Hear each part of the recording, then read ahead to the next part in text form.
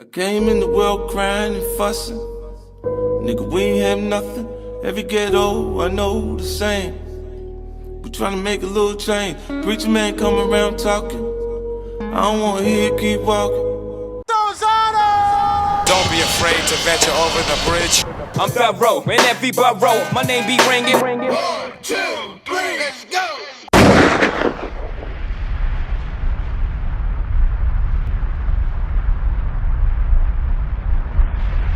Say, partner, I keep that dog food like I'm Ralo, and right now you listening to and watching This Is 50.com, fam. Go! That's a dog food, nigga. Yo, what's good? It's DJ Thorough, aka Thorozano, the bridge to the streets. Right now, you're watching the hottest in the streets right here on thisis50.com. Like always, I got a special guest in the building. Introduce yourself. Hey man, I go by the name of Ralo. I keep that dog food like I'm Ralo. Free band game, Black Amigo game, and more importantly, fam. Go! Woo, that's it. Interview over. That's it. No, but really, real talk. I want to say, man, I'm glad you're all right. I was looking on the news. I seen you survived another car crash. Yeah. What does it do with you in these car crashes? Why do you keep getting in the car crashes? Man. Are you driving? You falling asleep? What's going on? Of course, I don't want to be in the car crash, but the weather, the rain been like getting on me, and then as of right now, the devil on my back. He trying to stop what he can't stop. God's work, of course. That's where I put it. Know what I'm saying? Right. The year came in. I got in a car crash in my Corvette.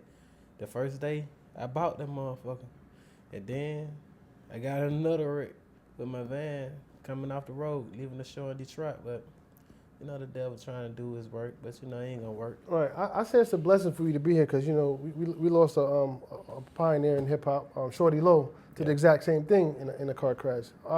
His faith wasn't. He didn't turn out so good for him.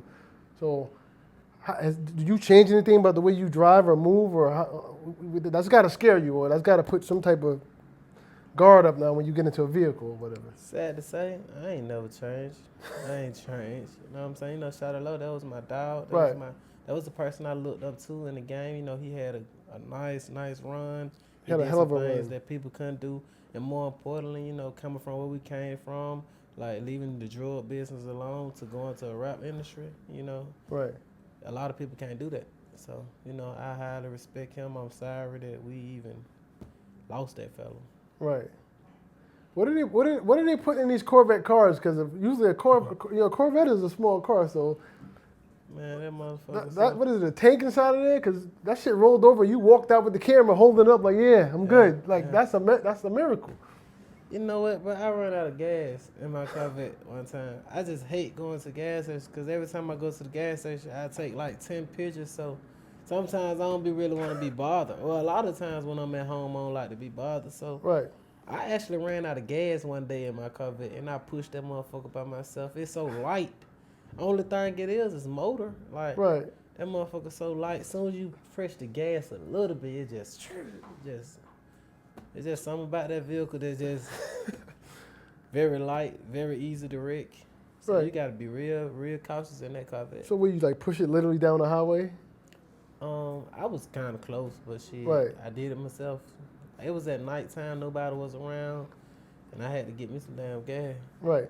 I mean, you say you don't want to be bothered. You seem like to be a people's person because I see you on the internet. You go to the homeless shelter.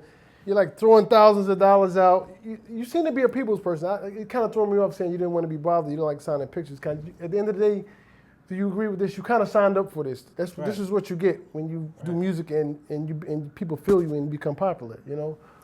The thing about it is, like, sometimes, we be going through things that people don't know about. You know what I'm saying? As celebrities, as people, as a person anyway, sometimes behind a smile could be a frown. You know what I'm saying? So at times you go through things and then becoming an artist or becoming a superstar or getting an abundant amount of money, like, it comes with more problems than anyone can ever bear. You know what I'm saying? So I'm humble, you know what I'm saying? I'm patient. But I still be still having my major problems in my life that I be going through. So I be trying to stay away from a lot of stuff. You know what I'm saying? Right. So, but I love people. I ain't no different from nobody. I always humble myself and tell myself that I'm no better than no other man. Money don't make you better than nobody. Right. Fame either. So that's how I put it. Right. coming from Atlanta, growing up in Atlanta, who were some of your musical influences? Like, how did you get into hip hop and want to, rap, so to speak? Nobody I didn't never like to look up to nobody, and I didn't want to rap because of somebody. But the people who always influenced me, my influences, they influenced me to do wrong. They never influenced me to do right, of course.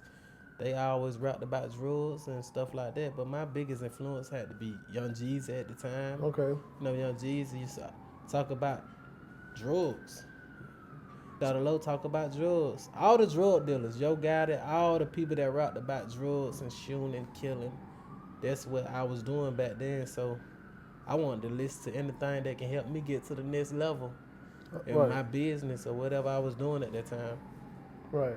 So that was my biggest influences. Right. Okay. Are you conscious of what kind of effect that could have on like young kids or whatever? Very. Right. So. That's why I don't listen to none of them no more. Oh, you don't listen to them anymore? At all. Okay. And the reason behind that, because it was times that I was listening to them and doing stuff that I had it in my heart to do, but I knew it was wrong. But growing up in the drug business, nobody really, to me, it wasn't wrong because it was going on. You know what I'm saying? I did not acknowledge it was wrong until I got older. Right. But whatever going on around you, if your mama sold dope, your daddy sold dope, and everybody around you did dope and stuff like that, it wasn't wrong. It wasn't wrong until I grew up and went to school and I started finding out it was wrong. Shit, I was proud. I would have told my teacher in school, my dad a drug dealer. My mama a drug dealer. They used to ask me what I wanted to be. Shit, I wanted to be like them. So, at the same token, like, they never said it was wrong. That's just something that didn't go on in the hood. Like, you only know it. If you was around a whole bunch of chickens and you was on a farm, you would think, goddamn, growing chickens is the way of life. It's the way of life, You right. smell me? So, like, nobody never taught me it was wrong. But until I got to the age limit that I'm at now, then I went to incarcerated. I went through prisons, and I started finding out, like, this shit gonna send me to prison for the rest of my life. So that's when I acknowledged and said, okay, this shit ain't right. Right. And they been rapping about this shit and motivating me to buy more dope and more bricks. That mean these niggas send our whole generation up for failure. Right. You smell me? Right. So I can't listen to them because I know for a fact none of them were moving no bricks. And I know what it come with, because it come with jail. It come with jail of hell, jail of death. Right. So when you say none of them was moving bricks, you talking Jeezy, everybody that's talking the dope shit, they wasn't doing that? Is that what you're saying? it's impossible. It's almost impossible to sell drugs for that long period of time and rap about selling it Right. and not get caught. That's true. Like, I did interviews talking about drugs and them folk been on my ass. I had to make sure I don't sell no drugs. You know? Exactly. Right. So, like, it's impossible for you to, it's just impossible for you to be doing something for a long period of time. Like, you could cheat on your girl for a long time, but eventually it gonna catch up with you because everything in the dark comes to the light. Right.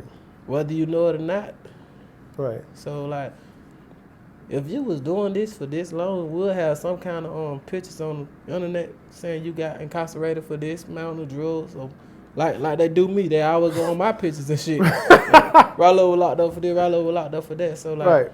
it's just impossible. So I just encourage the kids and stuff, don't even listen to that type of shit because they going to motivate you to go the way I went, and I went the wrong way. Right. Smell me? Were you born Muslim or did you convert? I actually converted while I was in prison. When you was in prison. Let's Right, talk about right. that. What made you want to convert to Islam? The reason why I converted to Islam because, just like we go back to the interview, more in depth of the interview, we only know what our mothers and fathers and our people around us, whoever raised us, show us. You know what I'm saying? We never know what's on the other side of the gate until we look on it. Right. You know what I'm saying? So I had to do an investigation myself.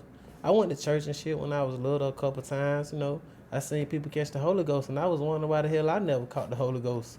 Right. Like, they getting up shaking and shit, but anyway, to make a long story short, like, it's just when I started reading the Quran, I was more to it, like Malcolm X when he started reading the Quran and thinking about Islam. It just fit me better.